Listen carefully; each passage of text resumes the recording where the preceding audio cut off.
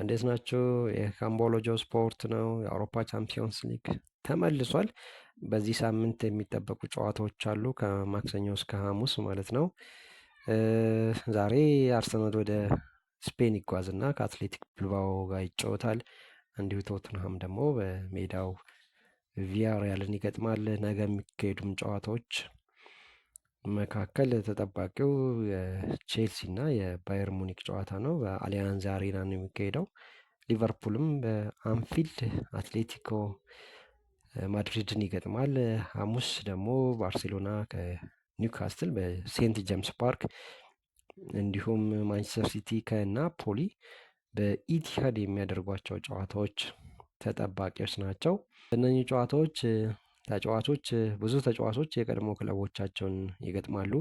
በጣም ተጠቃሹ ግን ኬቨን ደብሩይነ ነው። ኬቨን ደብሩይነ ለ10 ዓመታት ያህል በነገሰበት ኢቲሃድ ስታዲየም ማንቸስተር ሲቲን በተቃራኒ ይገጥማል። እንደምታስታውሱት በክረምቱ ናፖሊን የተቀላቀለው ኬቨን ዲብሮይነ ጥሩ አቋም እያሳየ ይገኛል። ስለዚህ ሐሙስ ምሽት ወደ ኢቲሃድ ለመጀመሪያ ጊዜ መጥቶ ማንቸስተር ሲቲን በተቃራኒ ይገጥማል ማለት ነው። ከሱ በተጨማሪም በቅርቡ በውሰት ውል ባየር ሙኒክን የተቀላቀለው ኒኮላስ ጃክሰን የቀድሞ ክለቡ ላይ እየፎከረ ይገኛል። ቼልሲ ላይ በተቃራኒው ቼልሲንም የሚገጥም ይሆናል ማለት ነው። ከዚያ ውጭ ግን በጣም ተጠባቂ ተጫዋቾች በጉዳት ምክንያትም ጨዋታዎች እንደሚያመልጧቸው እየተነገረ ይገኛል። በተለይ በሊቨርፑል እና በአትሌቲኮ ማድሪድ ላይ ጨዋታ ላይ ይጠበቅ የነበረው የቀድሞ የማንቸስተር ሲቲ አጥቂ ጁሊያን አልቫሬስ በጉዳት ምክንያት ከጨዋታው ውጪ እንደሆነ እየተነገረ ይገኛል።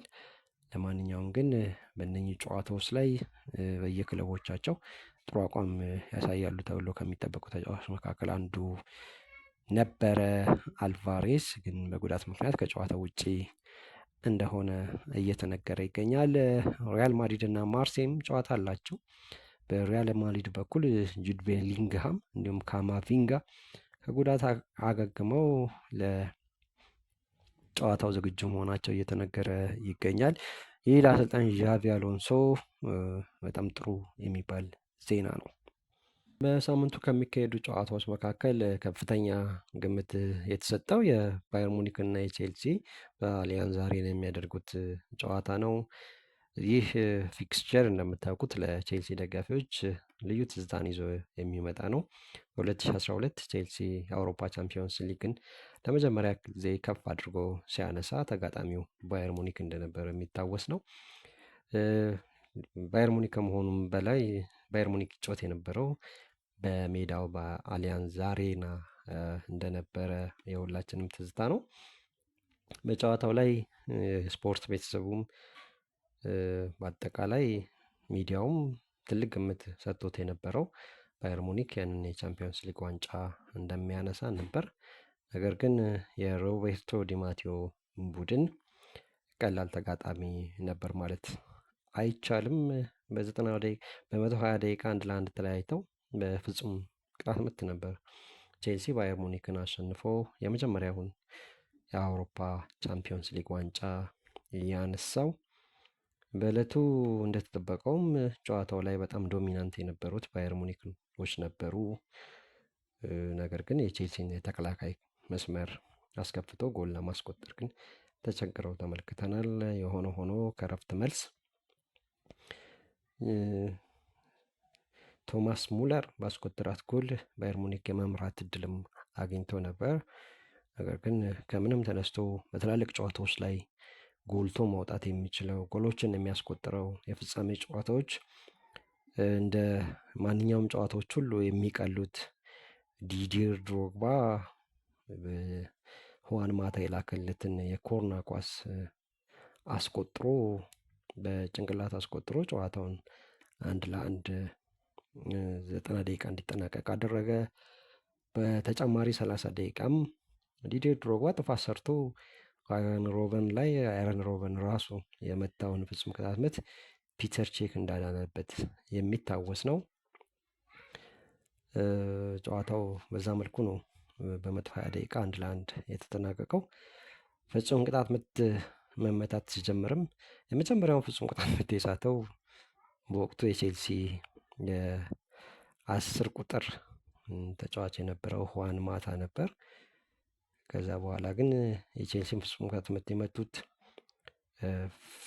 ዳቪድ ሉዊዝ፣ ፍራንክ ላምፓርድ፣ አሽሊ ኮል እና ዲዲር ድሮግባ ሁሉንም ሲያስቆጥሩ በባየር ሙኒክ በኩል የመቱት የመጨረሻዎቹ ሁለቱ ሽዋንስተናይገር እና ኦልች በመሳታቸው ምክንያት ቼልሲ ለመጀመሪያ ጊዜ የአውሮፓ ቻምፒዮንስ ሊግ የዋንጫ ባለቤት መሆን ቻለ። ፍጹም ሳይገመት ማንም ሳይጠብቀው ሮማን አብራሞቪች ለመጀመሪያ ጊዜ ይህንን ዋንጫ እንዲስሙ ያደረገው ቼልሲ ባየር ሙኒክን በማሸነፍ ነበር ማለት ነው።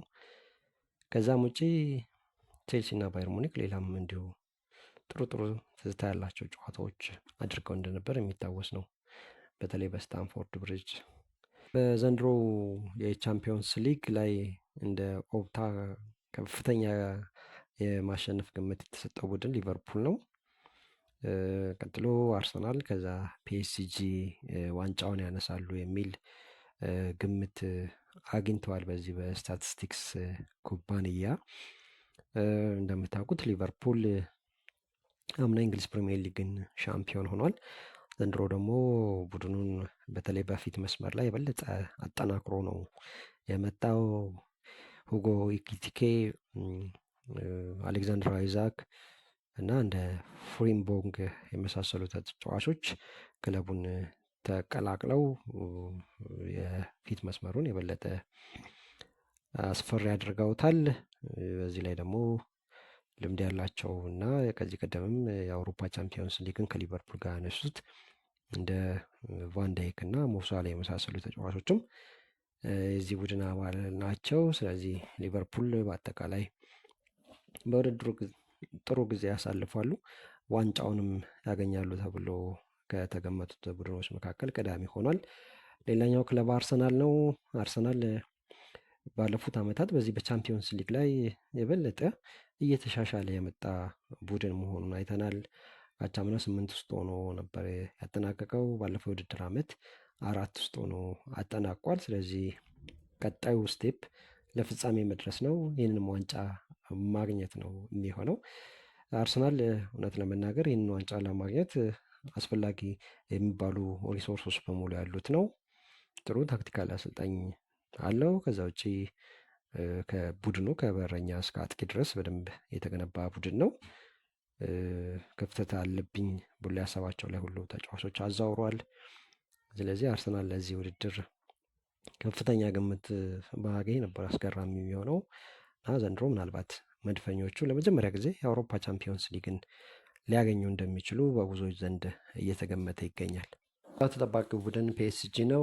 ፒኤስጂ የአምና ሻምፒዮን እንደነበር እናስታውሳለን።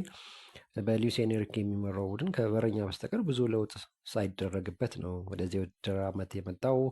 ስለዚህ እነኚህ ወጣቶች እንደ ቡድን ጥሩ እንቅስቃሴ የሚያደርጉ ተጫዋቾች ከአምናውም በተሻለ አድገው ይመጣሉ የሚል ከፍተኛ ግምት አለ። ስለዚህ በዚህ የውድድር ዓመት ከባለፈውም በተሻለ ሊንቀሳቀሱና ይህን የቻምፒዮንስ ሊግን ዋንጫ ባክ ቱ ባክ በማሸነፍ ከሪያል ማድሪድ በኋላ ሌላኛው ቡድን ለመሆን እየሰሩ እንዳለ መናገር ይቻላል። ከነሱ በተጨማሪ ግን ራሱ ሪያል ማድሪድ የዚህ የውድድር ዓመት ሌላኛው ተጠባቂ ቡድን ነው። በዣቪ አሎንሶ እየሰለጠነ የሚገኘው ሪያል ማድሪድ በላሊጋው ላይ ጥሩ ጅማሬ ማድረግ ችሏል። ከድሮ በተሻለ መልኩ እንደ ቡድን የሚንቀሳቀስ ቡድን ነው። ድሮ እንደምታስታውሱት ሪያል ማድሪድ በአብዛኛው በግለሰቦች ችሎታ ዋንጫዎችን የሚያሸንፍ ቡድን ነበረ። ዘንድሮ ግን ዣቪ አሎንሶ አንድ ሲስተም እየፈጠረ ያለ ይመስላል። እንደ ቡድን ጥሩ ይንቀሳቀሳሉ። በግለሰብ ደረጃ ከክሊያን ምባፔ ውጭ ጥሩ እንቅስቃሴ እያደረገ ያለ የምንለው ተጫዋች የለም። ነገር ግን እንደ ቡድን አሸናፊነት እየተላበሱ እንደመጡ ማየት ይቻላል። ስለዚህም ልማደኛው ሪያል ማድሪድ ዘንድሮም ምናልባት የአውሮፓ ቻምፒዮንስ ሊግን ሊያነሳ እንደሚችል ሌላ ግምት ያገኘ ቡድን ነው። ከዛ ውጭ ግን ባየር ሙኒክም መረሳት የለበትም። ይህ ቡድን በቪሰንት ኮምፓኒ ነው የሚሰለጥነው። ዘንድሮ ኮምፓኒ 2ኛ ዓመቱ ላይ ነው የሚገኘው። በቡንደስሊጋው አጀማመራቸው እጅግ ጥሩ የሚባል ነው። የፊት መስመሩ ያለ ጀማል ሙሴላ እንኳን እጅግ የተቀናጀና ብዙ ጎሎችን የሚያስቆጥር ቡድን ሆኖ እያየ ነው ይገኛል። ስለዚህ ይህንን አጀማመር ወደ ቻምፒዮንስ ሊግም የሚያመጣው ከሆነ ባየር ሙኒክም የቻምፒዮንስ ሊግን ዋንጫ ምናልባት ከብዙ ዓመታት በኋላ ድጋሚ ወደ አሊያንዝ አሬና ሊመልስ እንደሚችል ግምት አግኝቷል።